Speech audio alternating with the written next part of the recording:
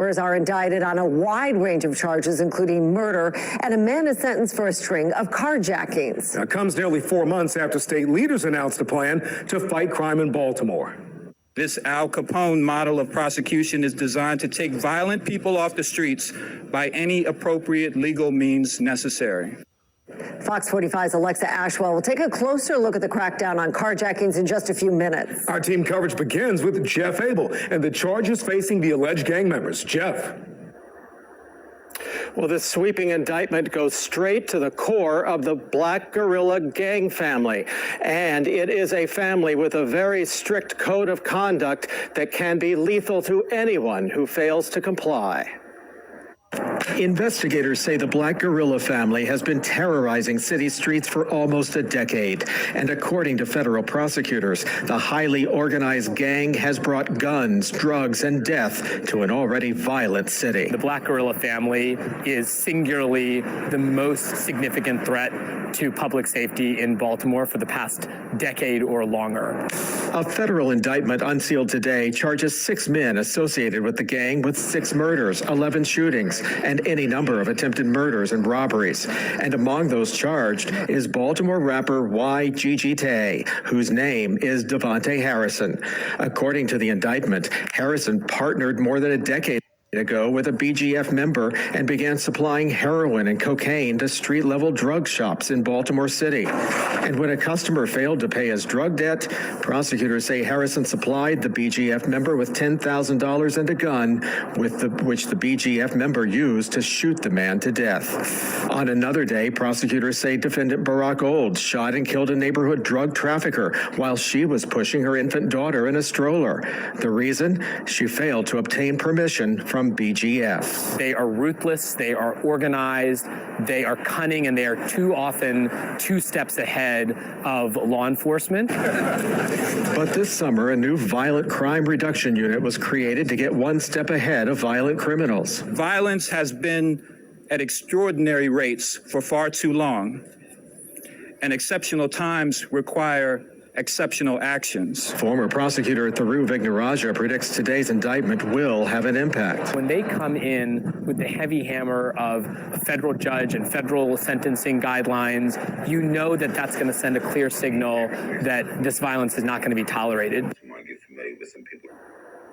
All 6 defendants are charged tonight with federal racketeering and conspiracy charges which, if found guilty, could put them away for life. We're live tonight. Jeff Abel, Fox 45 News. Jeff, thank you. Gangs aren't the only target for federal authorities. Fox 45 News learned the former Baltimore City Police Chief of Fiscal Services pled guilty to a federal wire fraud charge related to attempts to get loans under the CARES Act. In April, Fox 45 News reported on the controversial hiring of Dana Hayes, who previously had a firearm conviction. At the time, Commissioner Michael Harrison told us a background check missed that conviction. In a release today, authorities say Hayes answered no on applications to questions about gun-related crimes. Hayes faces a maximum of 20 years in prison. A Hamden mother carjacked and hit with her own car. A police officer carjacked. His cruiser crashed. A Johns Hopkins doctor carjacked and shot on his way to work. Those just some of the violent carjackings we've seen this year. And now a push for more federal involvement in these kinds of cases after a 20-year-old Baltimore man is sentenced to more than 10 years in federal prison for a string of carjackings. Fox 45's Alexa Ashwell. Sheesh, man, that boy Y.G.G. man, among 6 others indicted in a federal murder conspiracy, man, and carjackings, man. Like, that boy gonna be facing a lot of time, man. But I'm gonna play some more of the clip. Just chill now. Continues our team coverage.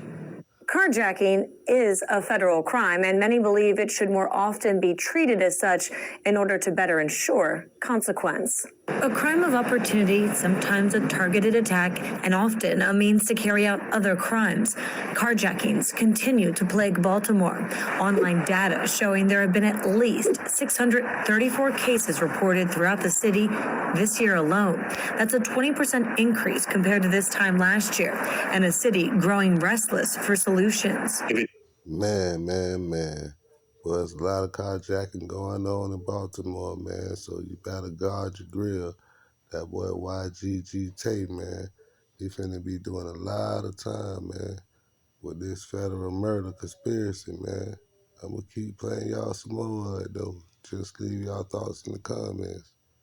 It takes the U.S. Attorney for Maryland using their power to bring these cases into federal court, then I'm all for it. That's exactly what the Office of the U.S. Attorney for Maryland did in this case involving Daquan Murphy. Back in 2021, the state accused Murphy in a rash of carjackings across Baltimore, some that investigators say ended in shootings.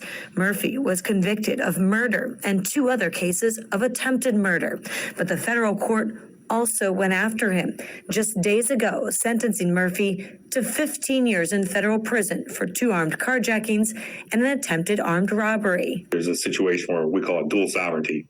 Both state and federal law prohibit conduct, and they can be charged in either or both courts. Former BPD Deputy Commissioner Jason Johnson believes federal help is necessary in holding offenders accountable. Federal courts hold people accountable. I mean, this is a 15-year sentence, and this individual will serve at least 85% of that.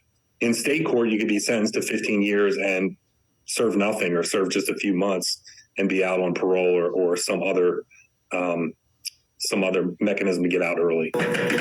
Lengthier sentences and no parole. Johnson believes this reality will also better serve as a deterrent. Doing that is enough of a disincentive to actually cause people to not engage in that conduct anymore. Now, in this particular case, Murphy, let me start again. 3, 2. Now, in this particular case, the federal and state sentences will be served concurrently, meaning at the same time. Alexa Ashwell, Fox 45 News. Some community members in Northeast Baltimore are calling for a gas station to close after a double shooting last week. A man was killed, and city police are investigating that shooting just blocks from Morgan State University. According to police records, there have been 81 calls to police for service at the gas station in 2 months. Most of those calls are actually where incidents where there's loitering, and there were people of interest that the police was trying to catch. So when we would call them, they would maybe disappear or come back. So a lot of those calls were multiple calls for the same incident.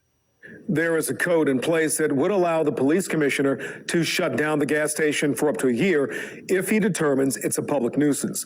Councilman Mark Conway tells Fox 45 News he'd support a closure until the plan is in place to reopen it safely. Fox 45 News reached out to Commissioner Harrison to ask whether he would close this business. So far, we've not heard back. You can find more in this story and last week's shooting on our website, foxbaltimore.com. Man, that's enough on this one right here, man. Peace of mind.